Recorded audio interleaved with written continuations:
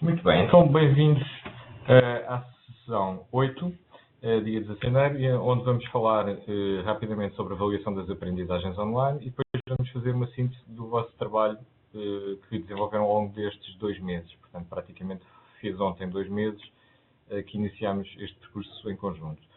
No fim, a avaliação. Vocês já têm uma avaliação parcial que eu disponibilizei na plataforma, portanto, o acumulado das 7 sessões até agora, que será complementada com os trabalhos que vocês fizeram de síntese de hoje e com aquela reflexão crítica que muitos de vocês já entregaram.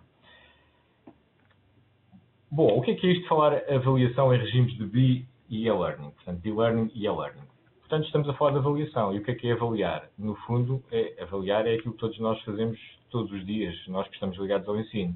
Portanto, corresponde a uma análise cuidada das aprendizagens conseguidas face às aprendizagens planeadas. Portanto, temos uma planificação, temos objetivos a cumprir e depois vamos tentar perceber se esses objetivos que nós traçamos para os nossos alunos, aos nossos formandos, foram atingidos ou não. E, portanto, no fundo, é sempre uma comparação das aprendizagens conseguidas com as aprendizagens planeadas.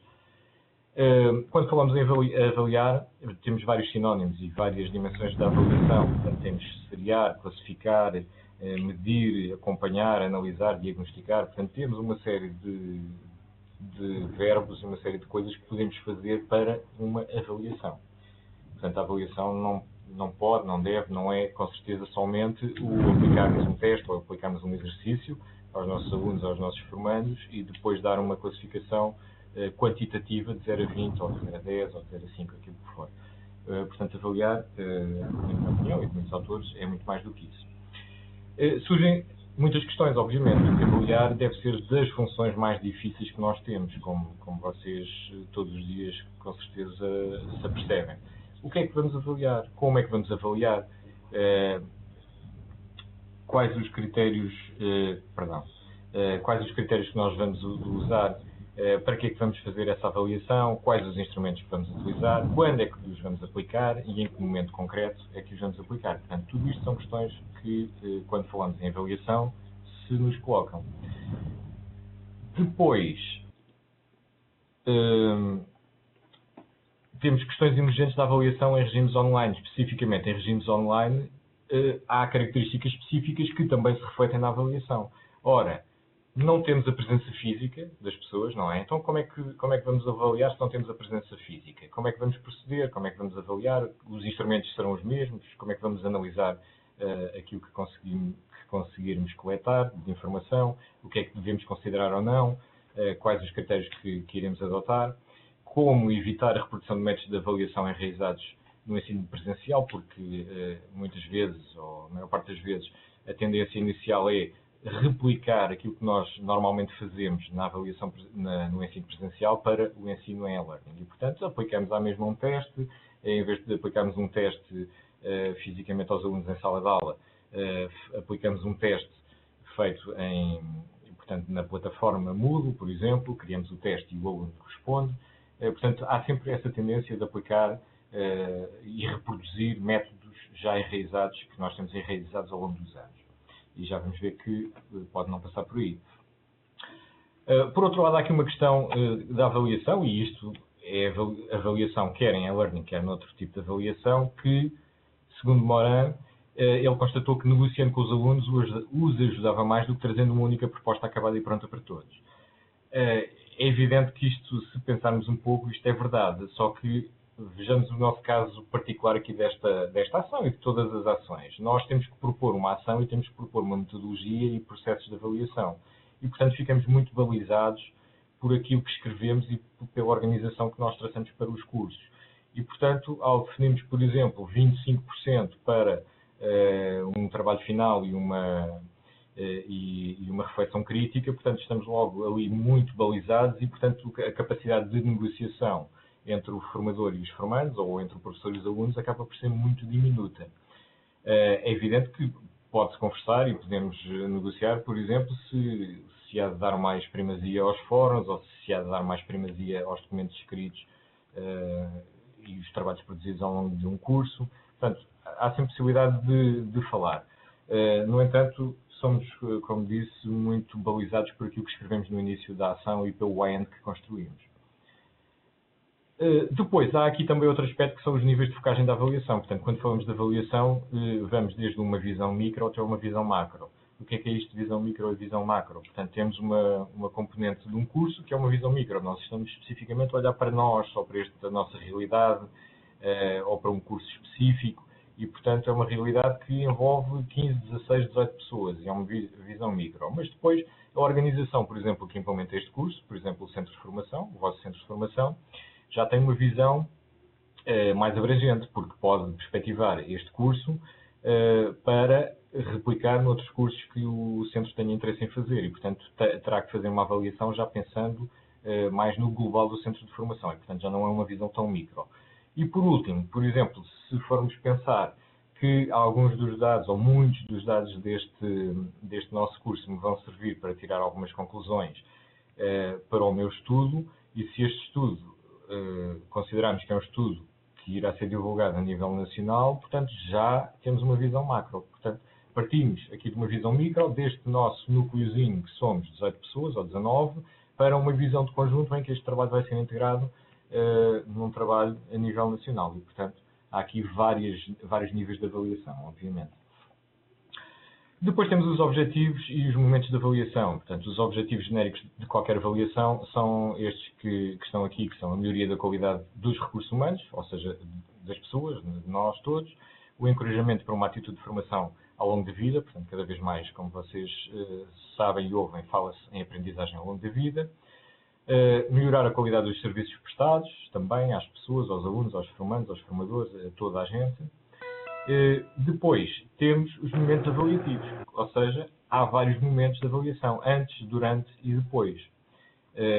Antes, com a análise dos pré-requisitos, ou o que é necessário para que as coisas aconteçam, durante a avaliação do desempenho e daquilo que se está a verificar no momento da formação, e depois da formação, verificar qual foi o sucesso, portanto, se as aprendizagens foram conseguidas ou não, e quais os seus impactos.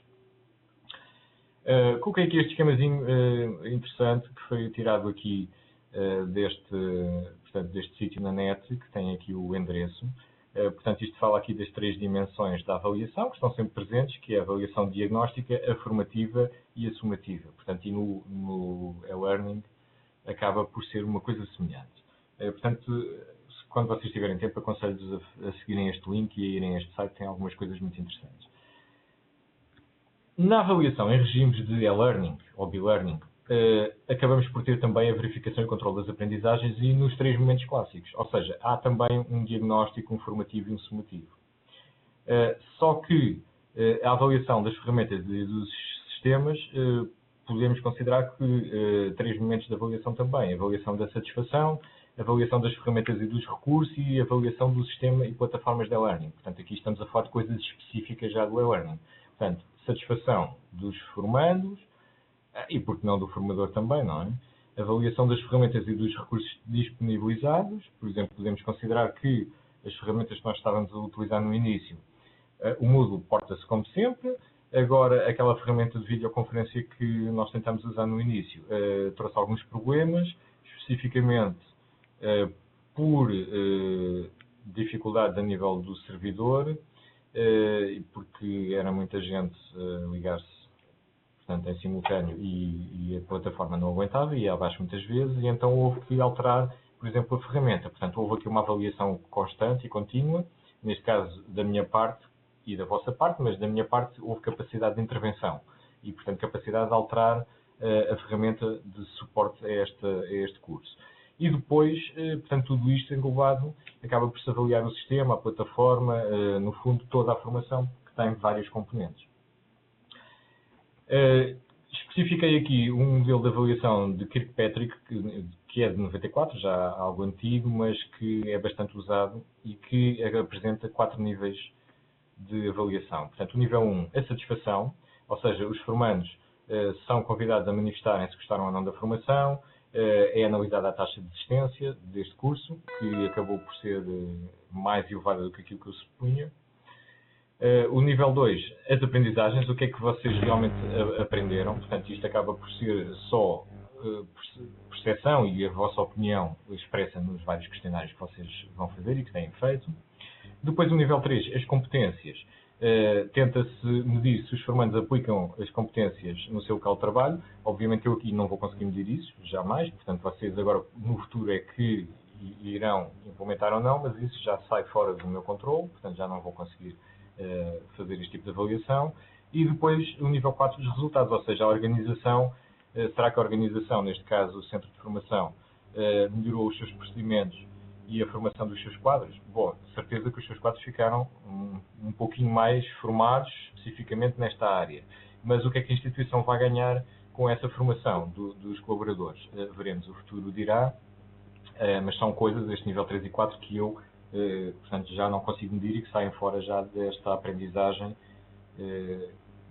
neste momento. Não é? Aqui rapidamente, portanto, o nível 1 na avaliação da satisfação. Os formandos são convidados a pronunciar-se sobre estas várias coisas: o modelo pedagógico, os conteúdos, a adequação dos conteúdos aos objetivos, o modelo tutorial, a tecnologia usada, os instrumentos de avaliação, como é que foi feita a coordenação do curso, se correu tudo bem, se não correu, se isto foi bem coordenado, se estava tudo assim um bocado desorganizado. Os instrumentos de avaliação, ou seja, os questionários de satisfação, se foram adequados ou não, se houve eventualmente entrevistas, os fóruns com função de avaliação, e depois o momento final da formação do curso. Portanto, há aqui vários instrumentos e vários momentos de avaliação. Depois, no segundo nível, de Kirkpatrick ainda, na avaliação das aprendizagens, há os pré-requisitos, portanto, aquilo que se chama as listas de conforto, ou seja, os requisitos mínimos em termos de hardware que são necessários. Foi aquilo que nós falámos presencialmente na primeira sessão, portanto, o computador que vocês tinham que ter, a ligação à net, o microfone, portanto, todos esses requisitos. Depois surgiram novas questões quando da instalação do Colibri, que houve alguns problemas técnicos no início, porque alguns de vocês não conseguiam instalar. Houve também alguns problemas técnicos porque o Colibri funciona melhor no Internet Explorer do que noutras ferramentas. Portanto, há aqui toda uma série de requisitos, não são requisitos mínimos, mas que acabam por ter influência e impacto na formação. Depois há as de competência, onde são discriminados os níveis de competência formais e as áreas específicas. Depois ainda, neste nível 2, consideram-se então os tais 3 tipos de avaliação: diagnóstica, formativa e sumativa. Não fizemos nenhuma avaliação diagnóstica.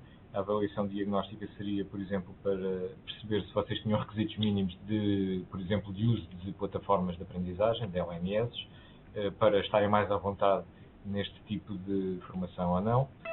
Poder-se ter feito, não foi feita nenhuma seriação, mas também, como viram, acabou por não ser significativo, nem trazer grandes problemas. Depois, a avaliação formativa. No fundo, tudo aquilo que a gente vai fazendo ao longo das sessões acaba por ser formativo. E depois uma avaliação sumativa que, a bem dizer, aqui nós não fazemos. Ou seja, este trabalho final acaba por ser só uma síntese, vai funcionar como uma avaliação final, mas não vai trazer nada de novo, nem estou a testar nada daquilo que foi feito ao longo de todo o curso. Portanto, acaba por ser só uma síntese. Vou só tirar aqui o som ao Joaquim. Depois, ainda no nível 2, os instrumentos de suporte à avaliação em regimes online. Portanto, trabalhos individuais, discussões assíncronas, discussões síncronas online. Discussões síncronas acabou por haver pouco, só estas breves intervenções aqui na conversação nos chats. A participação em atividades de grupo, também praticamente pouco fizemos, a não ser aquelas vossas tentativas no Big Bull Button. Discussão presencial de trabalhos realizados online. Resolução de teste, portanto, tudo isto são ferramentas que nós podemos utilizar em avaliação online. As várias dimensões da avaliação, vocês têm aqui neste quadro, que não é da minha autoria, Valente e Escudeiro: fóruns, chats, glossários, wikis, diários de aprendizagem, testes, trabalhos de grupo e projeto. Portanto, estas várias coisas que vocês podem utilizar na avaliação das aprendizagens têm estas dimensões de avaliação, ou seja, podemos medir a frequência e participação. Por exemplo, nos fóruns eu posso só medir a frequência de participação. Vocês participaram 3 vezes no fórum 4, 5 vezes no fórum 5 e por aí fora. Chats e conferências, a mesma coisa, nos glossários, nos wikis. Mas depois há também uma componente qualitativa que eu posso retirar dos fóruns, dos chats, dos glossários, por aí fora. Ou seja, não é só o número que me interessa, o número de intervenções, mas sim a qualidade das intervenções. Ora, como vocês podem perceber, isto para um formador ou para um formador em e-learning é um trabalho gigante. Porquê? Porque vocês, por exemplo, neste momento são 18, intervir em 7 fóruns, portanto, 18 vezes 7 fóruns, estão a ver o número de participações que existem. Eu li todas as vossas intervenções. Agora, vocês repararam que, por exemplo, e isso foi propositado, em 2 das sessões eu não fiz comentários individuais, nas sessões 3 e 4, salvo erro. Portanto, numa das sessões fiz um comentário global, portanto, fiz uma nuvem de palavras com todas as coisas que vocês tinham dito nos fóruns, e depois, em 2 outras seguintes, só fiz alguns comentários esporádicos de algumas pessoas que punham casos muito específicos e concretos, mas garanto-vos que li tudo. Agora, daí pode-se retirar e pode-se analisar e pode-se avaliar a qualidade ou não dos escritos. É evidente que vocês hão de reparar pelas classificações que eu atribuí e que vocês têm lá disponível na plataforma até a sessão 7. Praticamente todos vocês em todas as sessões e em todas as vossas intervenções eu devo a classificação máxima. É óbvio que há sempre intervenções e há sempre documentos muito melhor elaborados do que outros, mas todos vocês se esforçaram imenso e todos vocês fizeram reflexões muito válidas e, portanto, não sou eu que vos vou estar agora a dizer que aquela intervenção vale 8 e a outra vale 10. Portanto, é muito difícil chegar a este nível de detalhe.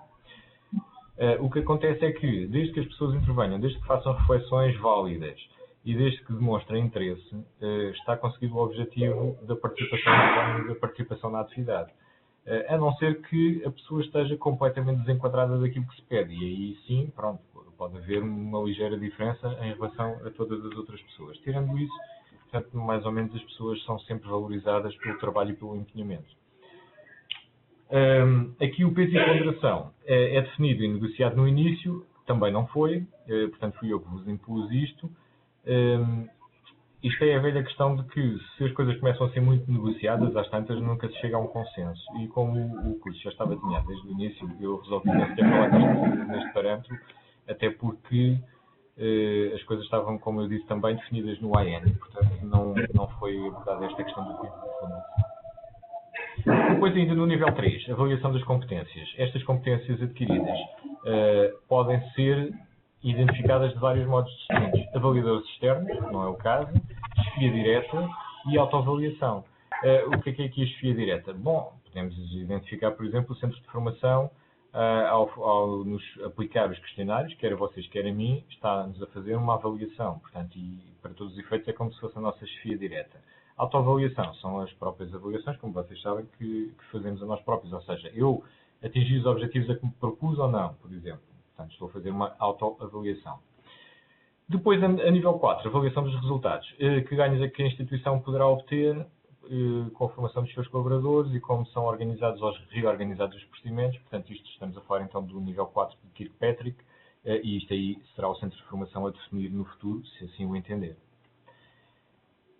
Chegados às ferramentas de avaliação online tradicionais, portanto, tudo isto que eu disse, tem aqui o linkzinho onde podem abordar com mais pormenor esta questão das ferramentas de avaliação online.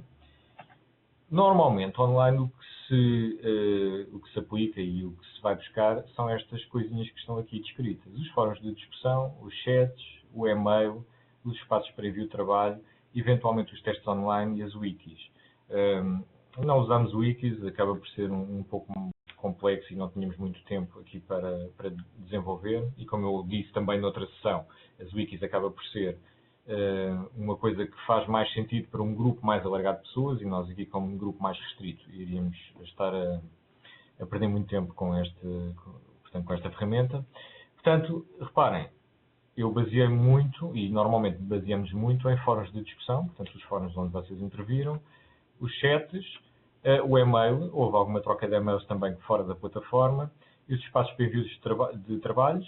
Aqui não houve muito porque eu tentei que tudo fosse comum a toda a gente, ou seja, todas as pessoas tivessem conhecimento de todos os trabalhos que se iam publicando e por isso, quando vocês abrem espaços para entrega de trabalhos, os trabalhos ficam fechados para as outras pessoas, só o próprio e o formador é que vêem e, portanto, eu evitei isso. Só fiz isso mesmo nas reflexões críticas, porque são documentos mais pessoais. E, portanto, estas são as ferramentas tradicionalmente utilizadas no e-learning. É evidente que depois podemos, e aqui os testes online, não sei se alguns de vocês com certeza já terão experiência, podem-se construir bancos de perguntas e de questões dentro do Moodle e depois fazer testes com essas questões. E, portanto, no fundo é transferir um teste que os alunos hoje fazem com caneta e papel para um teste online que pode ser de resposta aberta ou que pode ser de cruzinha e, portanto, tipo americano. Eu iria dizer ainda aqui em relação aos fóruns, que era para ter dito há pouco e não lembrei, que os fóruns, e houve alguém que chamou a atenção para isso em determinada altura, eu por acaso fiz esse comentário a uma das pessoas, que é, normalmente, quando são intervenções mais pequenas, os fóruns devem ser mais abertos e não devem incluir muito o anexo de documentos. E porquê? Porque o anexo de documentos nos fóruns leva a com que muitas pessoas, por uma questão de comodidade, não abrem os documentos e não vão ver o que é que está escrito. São pessoas assim e, portanto, dá um bocadinho mais de trabalho de clicar e aquilo é uma chatice para estar ali um documento, pronto, não me interessa ir ver, estão ali 15 documentos em 15 pessoas diferentes, pronto, se estivesse ali o texto todo corrido eu acabava por ler algumas coisas e assim não leio. E, portanto, há muitos defensores e normalmente as pessoas usam os fóruns e solicitam que os fóruns, que as intervenções sejam abertas e não com documentos anexados. Obviamente que aqui isso não era possível. Porquê? Na maior parte dos casos, porque nós não estávamos, vocês optaram por fazer trabalhos muito longos, com muita qualidade, muitos deles, com muita descrição e, portanto, isso jamais teria espaço num fórum. E daí fazer sentido o anexo de documentos. Se vocês repararem, nos fóruns iniciais, vocês ainda debateram abertamente, dentro de um fórum, sem anexo de documentos, muitas das coisas. E a partir de determinada altura isso mudou. Vocês começaram a anexar documentos. Pronto, é só esta chamada de atenção que normalmente acontece isto. Se os fóruns são abertos e se as pessoas colocam o texto corrido, é mais visível, é mais lido do que se houver ficheiros anexos. Estas ferramentas que eu estava a dizer, portanto, são ferramentas de avaliação online tradicionais. Ou seja, reparem, eu estou a usar várias coisas que são específicas do online, que são específicas do e-learning. E estou a integrá-las como sendo elementos de avaliação que eu tenho. Mas há outros elementos que eu posso também integrar e que são elementos de avaliação da Web 2.0. É evidente que dá-nos muito mais trabalho, é evidente que é necessário que as pessoas tenham conhecimentos técnicos para usar este tipo de ferramentas, mas elas existem e eu só tenho que chamar-vos aqui a atenção para elas. E vou-vos pôr aqui algumas, aos principais. Várias aplicações de Google, Google Docs, o Google Talk, o Google+, o Gmail, portanto, tudo isto podem ser consideradas ferramentas que servem para avaliação. Porquê? Porque todas elas nos traduzem informação, nos fazem chegar informação, nos fazem trocar informação entre formador e formandos. E, portanto, servem como instrumentos de avaliação. Depois temos os blogs. Por si só, se num determinado curso fizer sentido eu pedir às pessoas que construam o seu blog, por si só o blog pode ser um instrumento, uma ferramenta de avaliação. Se o blog é mais interativo, menos interativo, se tem determinadas características técnicas ou não, se cumpre os objetivos que foram propostos para esse blog ou não, portanto, podemos retirar daqui muita informação para a nossa avaliação. Os podcasts, ou seja, portanto, ficheirinhos construídos pelos utilizadores, portanto, neste caso estamos a falar de som, de várias palestras, de várias coisas que se podem fazer sonoras e que podem também contar para avaliação.